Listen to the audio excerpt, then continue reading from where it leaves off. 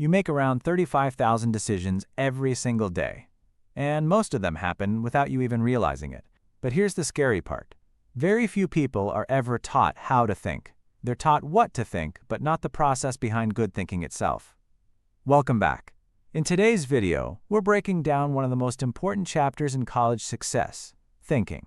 By the end of this video, you'll understand how critical thinking actually works, how to solve problems like a pro, how creativity fits into academic success, and how to avoid the mental traps that silently sabotage your grades and your decisions.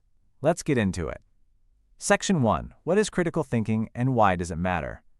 Let's start with a question. Have you ever read something online and just believed it? No second guessing, no fact checking, just accepted it as true? That's the opposite of critical thinking, and it happens to almost everyone. Critical thinking is the ability to analyze information objectively and make a reasoned judgment. It's not about being negative or criticizing everything around you. It's about slowing down, asking questions, and evaluating whether the information you're receiving actually holds up. In college, this matters more than ever. Your professors aren't just testing whether you memorize the textbook. They want to know if you can evaluate arguments, spot weak evidence, and form your own informed conclusions. That's what earns you the higher grades. Critical thinking involves a few core skills. First, interpretation, understanding what something actually means. Second, analysis, breaking down an argument into its parts. Third, evaluation, judging the strength of an idea or claim. And fourth, inference, drawing logical conclusions from available evidence. Here's the thing most students don't realize. Critical thinking is a skill. It's not something you either have or you don't. It's something you build, just like a muscle. And just like a muscle, it gets stronger the more you use it. Now, if critical thinking is about evaluating what's already in front of you, what happens when you need to come up with something brand new? That's where our next section comes in. Section 2. Creative thinking. Not just for artists. When people hear creative thinking, they picture painters and musicians. But creativity in an academic context is something very different, and honestly, much more powerful. Creative thinking means generating new ideas, making unexpected connections between concepts, and approaching problems from angles that others haven't considered.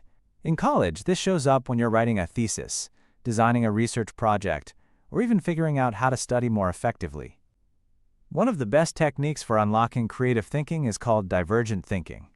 Instead of narrowing in on one answer right away, you deliberately explore as many possibilities as you can first. Brainstorming is a form of divergent thinking. You suspend judgment temporarily and just let ideas flow. The opposite is convergent thinking, where you take all those ideas and funnel them down to the best solution. Both types of thinking are essential. The mistake most students make is jumping straight to convergent thinking. They criticize their ideas before they've even fully formed them. Here's a simple trick. Next time you're stuck on a paper or a project, set a timer for 5 minutes and write down every idea that comes to mind, even the bad ones. Especially the bad ones. Because buried in those bad ideas is often one that's actually brilliant. But having great ideas is only part of the equation. The real challenge is knowing what to do with a problem when it's staring you in the face. That brings us to Section 3. Section 3. The problem-solving process. Every challenge you face in college, whether it's a tough exam, a group project falling apart, or a financial decision, is really just a problem waiting to be solved. And problems become far less intimidating when you have a clear process to work through them. The problem-solving process typically follows these steps. Step 1. Identify the problem clearly. This sounds obvious, but most people skip it. They jump to solutions before they fully understand what the actual problem is. Step 2. Gather information. What do you know? What do you still need to find out? Step 3. Generate possible solutions. This is your divergent thinking phase. List options without judging them yet.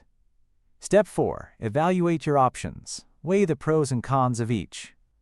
Step 5. Choose and act. Pick your best option and commit to it. Step 6. Reflect. Did it work? What would you do differently? This process works for academic problems, personal decisions, and career choices alike. The more you practice it, the more natural it becomes. But here's something important. Sometimes the biggest obstacle to good problem solving isn't the problem itself. It's your own mind getting in the way. And that leads us to one of the most fascinating concepts in this entire chapter.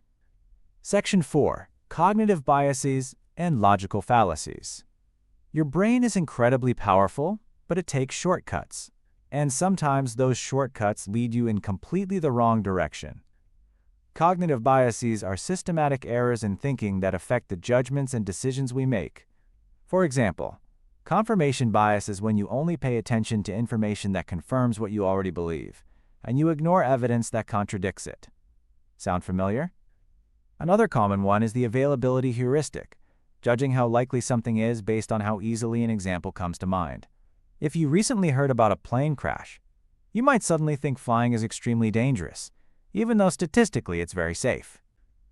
Then there are logical fallacies, errors in reasoning that make arguments seem valid when they're actually not. The ad hominem fallacy is attacking the person making an argument instead of addressing the argument itself. The straw man fallacy is misrepresenting someone's position to make it easier to attack.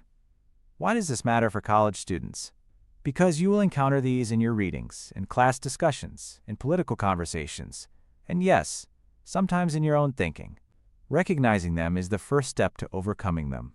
Once you can spot the mental traps, you're ready to put everything together, and that means understanding how to become a truly independent, lifelong thinker.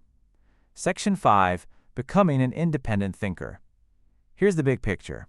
All of these skills, critical thinking, creative thinking, problem solving, recognizing bias, they all point toward one ultimate goal: becoming an independent thinker. An independent thinker doesn't just absorb information passively. They question sources, consider multiple perspectives, and form conclusions based on evidence and reason rather than emotion or social pressure. In college and beyond, independent thinking is what separates people who simply consume information from people who actually create value with it. It's what makes a great essay, a compelling presentation, and a thoughtful conversation. The good news? You're already building these skills right now, just by engaging with this material. Outro. All right, let's bring it home. Today we covered what critical thinking actually is, how creative thinking works in an academic setting, the 6-step problem-solving process, the cognitive biases and logical fallacies that can trip you up, and how to develop into an independent thinker.